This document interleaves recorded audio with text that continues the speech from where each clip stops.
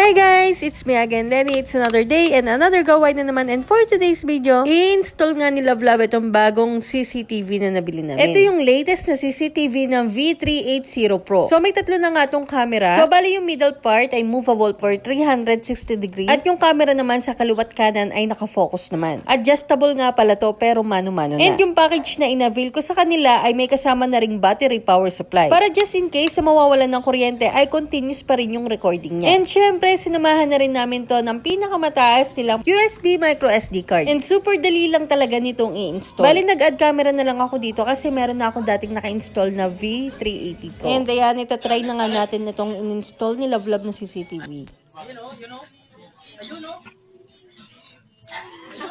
Ayun. Ayun, kitang-kita o. Ayun o. Yun. O, diba? Naka-motion track na rin pala yan.